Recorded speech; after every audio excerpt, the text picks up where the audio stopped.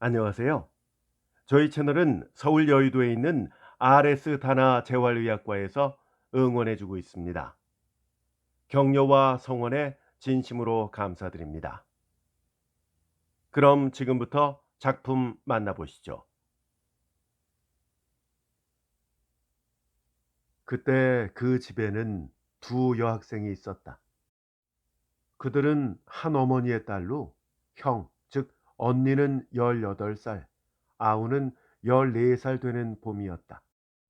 언니를 A, 아우를 B라 하자. 그들이 자기네 집에서 빌어먹고 있는 나를 오빠라고 불러준 것은 첫 번부터 나에게 대한 호의라는 것보다 무관하게 터놓고 잔심부름이나 시키려는 것이요. 그것보다도 저녁이면 산술이나 영어 같은 것에 풀기 어려운 문제가 나를 찾았기 때문이었다. 이와 같이 그들의 나에 대한 호의가 일종의 정책이란 것을 나도 모르는 것은 아니었지만 나는 시험 공부를 제쳐놓고라도 A에게 불려서 그 A의 냄새나는 A의 방에 들어가서 한 책상 위에 그와 머리를 마주대고 있게 되는 시간은 나로서 가장 행복스러웠다. 그녀가 모르는 영어를 내가 아는 것, 그녀가 풀지 못하는 산수를 내가 가르쳐주는 그 우월감이란 내가 A에게 대해서 나의 존재를 뚜렷하게 하는 유일의 무기를 지닌 것 같았다. A는 글자 하나를 몰라도 자전, 즉 사전을 찾지 않고 나를 찾았다. 나는 어떻게 해서라도 A가 묻는 것이면 모른다는 대답을 하지 않기에 애를 썼다. 이러는 동안 A와 나는 정이 들었다. 오빠, 할머니가 물으시거든 책값이 그만큼 든다고 그래요. A는 공책이나 연필을 사러 가도 할머니 몰래 나의 것까지 사다 주었다. 그때 아우 B는 일본 소학교에 다녔고 나이가 어린 만큼 나의 방에 들어와서 책상도 뒤지고 어리광도 부렸다. 그러다가 B는 그의 어머니가 계신 시골로 가 있게 돼서 학교까지 옮겨갔으므로 A의 방에는 A 혼자 있게 되었다.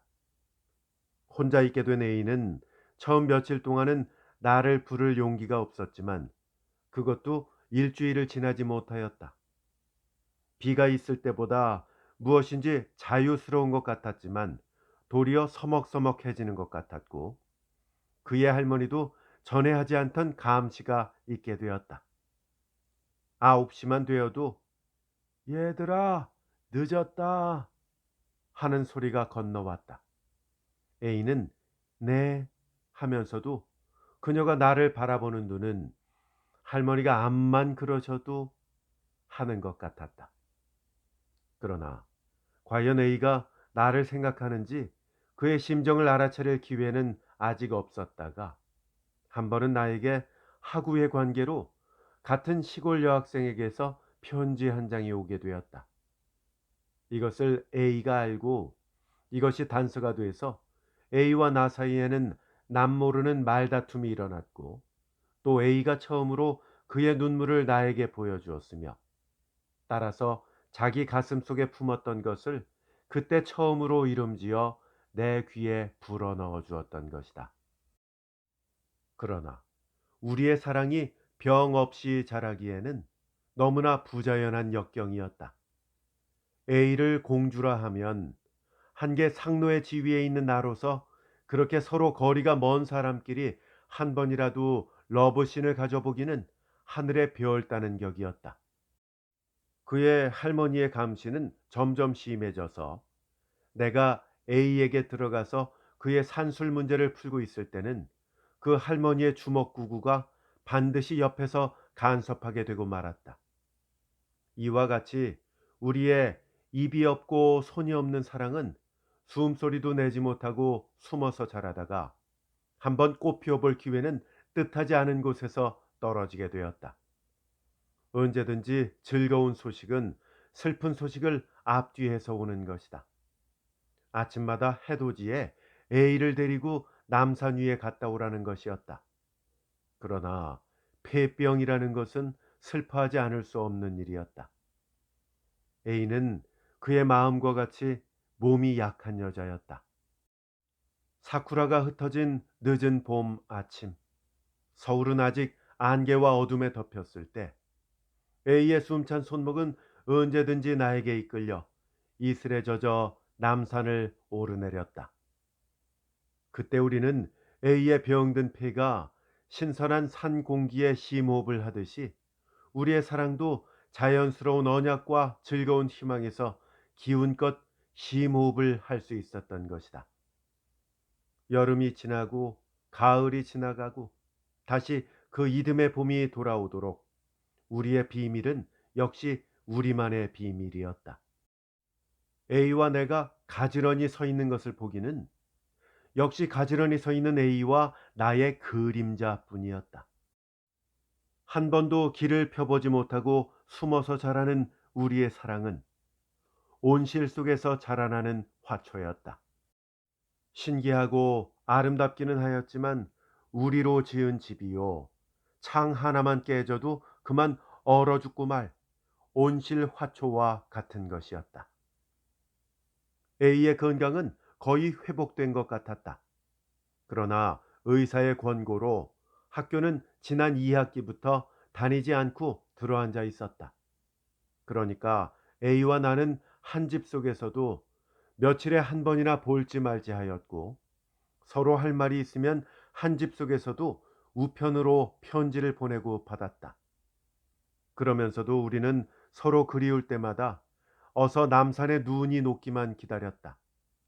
그것은 날이 다시 따뜻해지면 다시 심호흡을 핑계로 아침 산보를 다닐 수 있기 때문이었다. 그러나 남산 위에 아직도 흰 눈이 남아 있을 때 A는 나에게 그 불길한 소식을 전해 주었다. 자기의 혼담이 있어서 어머니가 일간 상경한다는. 과연 며칠이 지나서 A의 어머니는 B와 함께 상경하였다. 서울 어떤 대감집 아들로 신부의 인물 하나만 보고 주목하다가 무슨 연분으로 A의 사진까지 구해보고 등이 달아 덤비는 판이었다. A와 나는 황황하였다. B의 이름으로 A에게 편지를 보내던 나는 B까지 오게 되니 편지할 사유까지 잃어버리고 말았다. 그러나 A는 나에게 편지하였다. 어디로 달아나자는 편지였다. 자기가 무슨 핑계로든지 시골집에 내려가서 돈을 만들어 가지고 올 것이니 기다리라는 편지였다. 과연 A는 그 이튿날 시골로 내려갔다. 중매 마누라는 매일 몇 번씩이나 드나들었다. 벌써 날까지 받아놓고 예장이 들어오고 잔치 준비에 집안이 들썩거렸다. A가 시골 간 날부터 나의 번민은 밤을 새웠다. 달아날까? 죽을까? A가 하는 대로 두고 볼까? 나는 살고 싶다. A는 폐병이 있다. 그러나 A가 다른 남자와 결혼하면 나는 괴로웠다. 하룻밤을 꼬박 세운 나는 그 이튿날 저녁 때 벽에 기댄 채 어렴풋이 잠이 들어 있었다. 바로 그때다.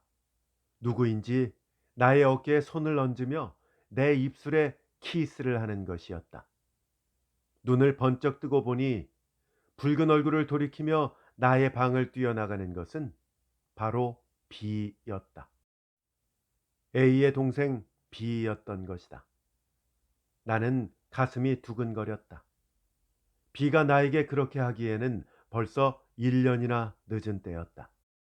비극이었다. 나는 A에게 대한 긴장도 풀어지고 말았다. 나의 머리는 모든 의식력을 상실한 것 같았다. 에라, 되는 대로 되어라 하는 자포심밖에는 없었다. A는 오지 않았다. 닷새, 엿새가 되어도 오지 않았다. 일회째 되는 날은 이른 아침에 A의 어머니가 시골로 내려갔다. 날마다 붉은 얼굴을 돌이키면서라도 나의 방에 놀러 나오던 B가 그날은 얼씬도 하지 않았다. 필경 무슨 일이 나고 만 것 같았다. 그날 밤이 되어서 A의 할머니가 나의 방문을 열고 들어섰다. 그 나이 혼인이나 치르고는 집을 팔고 시골로 가든지 또 서울서라도 작은 집을 사서 A가 시골에서 무슨 일을 꾸미다가 어찌 되었는지 아무튼 우리는 발각되고 말았던 것이다. 유리로 지은 온실 지붕에 그만 커다란 덩어리 돌멩이가 떨어지고 만 것이다. 나는 A가 원망할 것도 미처 생각지 못하고 B도 다시 만나보지 못한 채 그 집을 나오고 말았다. 그리고 나는 될 수 있으면 모든 것을 잊어버리려고 애를 썼다. A의 혼인날은 오고야 말았다. A가 왔는지 또 무사하게 혼인이 됐는지 무슨 일이 터지고 말는지 나는 몹시 궁금하였다. 그리하여 아침부터 그 집 근처를 어정거리며 그 집 동정을 살펴보았다. 마치 폭발탄 심지에 불이나 당겨놓고 이제나 저제나 하고 기다리듯이 말이다. 그러나 그 집 문전에는 벙거지 쓴 4인교꾼들만 희희낙낙하여 드나들었고 높이 솟은 굴뚝에서는 연기만 쥐지 않고 흘러나왔을 뿐이다. 나는 그날 저녁에 처음으로 나의 행복을 저주해 보았다. 나는 A가 혼인한 지 사흘 되는 날 저녁 새신랑 신부가 아직 그 집에 있을 것을 알면서도 A의 할머니를 뵈러 갔었다. 2, 3년 동안이나 신세진 댁에 혼인 대사가 있음에도 불구하고 얼굴 한 번을 내놓지 않는다는 것은 도리에 부당하다는 것보다도 일이 벌써 기울어진 이상 뒷자리나 없도록 씻어버리려는 것이었다. A의 할머니도 A의 어머니도 반가이 맞아주었다. 나는 보지 않으려 하였지만 A의 방문 앞에 신랑의 구두부터 눈에 띄었다. A의 할머니는 울긋불긋한 과물을 얹어서 나의 상을 친히 들어다 주었다. 그리고 나에게 은근한 부탁이 있었다. 그것은 다른 것이 아니라 신랑 친구들이 신랑을 달아먹으러 어저녁부터 와서 야단들이니 오늘 저녁에는 신랑을 내주겠다는 것과 이편에서 갈 사람이 없으니 나더러 가서 간조, 즉 계산도 많이 나지 않게 하고 나중엔 셈도 치러주고 신랑을 될 수 있는 대로 일찍이 보내달라는 부탁이었다. 나는 사내 사람 귀한 그 집안 사정을 아는 이상 그 어른의 부탁을 선선히 맡았다. 그리고 그 어른의 소개로 신랑을 안방으로 오게 해서 정히 인사한 후에 그와 함께 그의 친구들이 가자는 대로 여흥관까지 어슬렁어슬렁 따라갔다. 내 눈에는 앞에 앉은 기생들이 모두 다 A로만 보였다. 아양 떠는 그 꼴이 접시를 들어 때리고 싶도록 불쾌하였다. 그러는 한편에 지금 A가 자기 신랑과 내가 한자리에 앉은 것을 생각하면 그의 마음이 반드시 괴로울 것이라 생각했다. 괴롭다면 나를 위한 괴로움일까? 신랑을 위한 괴로움일까? A가 나를 버린 것일까? 이런 부질없는 생각에 나는 옆에 사람이 술잔을 받으라고 할 때마다 놀라 깨고 놀라 깨고 하였다. 신랑은 10시도 못 돼서 나의 옆구리를 꾹 찔렀다. 그리고 자기는 먼저 가게 해달라고 했다. 나는 쓴침을 삼키며 그 뜻을 좌중해 말하였다. 반대하는 사람은 물론 한 사람도 없었다. 나는 그를 데리고 문 밖까지 나와서 인력거에 태워 A에게 보내주었다. 그때 달아나는 인력거 뒤만 바라보고 우두커니 섰던 내 모양이 얼마나 가련하였으랴. 나는 그날 저녁처럼 술 먹는 사람을 부러워한 적이 없었다. 나는 그 후 얼마 안 돼서 동경으로 갔다. A가 시집 가서 잘 사는지 못 사는지 알 수 없었다. 그의 아우 B가 나에게 편지를 가끔 보내주었지만 A의 말은 한 번도 없었다. B는 A와 나의 과거를 알고도 모르는 채 여전히 흉허물 없이 편지하였다. 그러나 나로서는 B의 호의를 그의 호의대로 받을 수는 없었다. 나는 무시로 A를 꿈꾸었다. 그를 꿈에 본 날 아침은 학교에도 가지 않고 늘 울적한 시간을 방 속에서 보냈던 것이다. 내가 그 후 A를 한번 다시 만나보기는 A가 시집 가서 1년 반이 되는 여름 방학해서 나오는 동경에서다. B와 그의 할머니는 그때 TK에 살았고 TK는 경부선에 있는 도시다. 그러므로 B와 그의 할머니는 늘 방학에 들러가라는 편지가 있어 왔고 나도 그의 할머니에게 인사도 인사려니와 A의 소식이 공연히 알고 싶었다. 쓸데없는 호기심인 줄은 알면서도 나는 TK에 내려 B의 집을 찾았다. 가슴을 두근거리며 그 집 앞마당을 들어설 때 마루 끝에 걸터 앉아서 나를 먼저 본 사람은 B의 할머니도 아니요, B도 아니요, 뜻하지 않은 A였다. 머리 쪽진 얼굴을 처음 보는 A였던 것이다. A는 나를 피하지 않았다.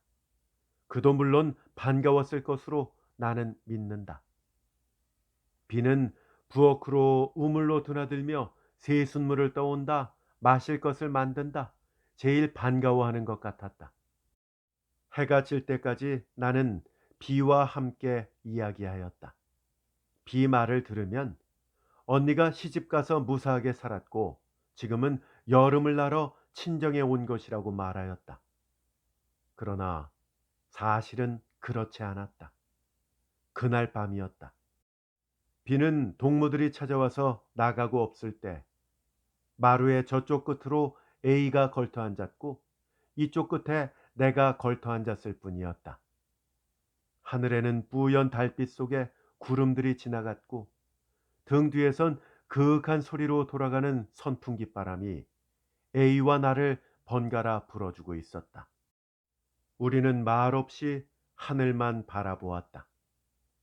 A의 입에서는 한숨이 흘러나왔다. 그녀는 울고 말았다. 선풍기 소리에 울음소리를 감추면서도 그녀는 어깨를 들먹거리며 울고 있었다. 그의 할머니가 나와서 그녀를 달래고 일으키려 하였지만 A는 기둥을 끌어안으며 그냥 울고 있었다.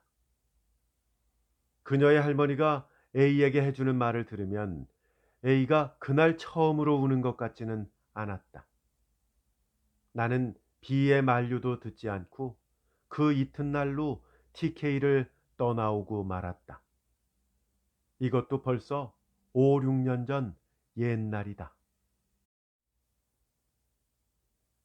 이태준 작가의 단편소설 온실화초였습니다.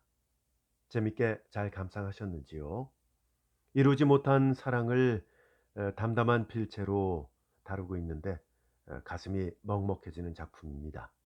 미국의 오헬리, 프랑스의 모파상, 러시아의 체호프가 있다면 우리나라에는 이태준이 있다는 말이 있을 정도로 우리나라의 대표적 단편 소설 작가 바로 이태준 작가입니다. 관련돼서 여러 작품들이 이미 올라가 있거든요. 꽃나무는 심어놓고, 행복, 코스모스 이야기, 뒷방마님, 오목녀, 영월영감, 철로, 아련, 그리고 아담의 후예 등이 올라가 있습니다. 함께 들어보시는 것 다시 한번 추천드립니다. 끝까지 함께 해주셔서 대단히 감사합니다. 안녕히 계십시오.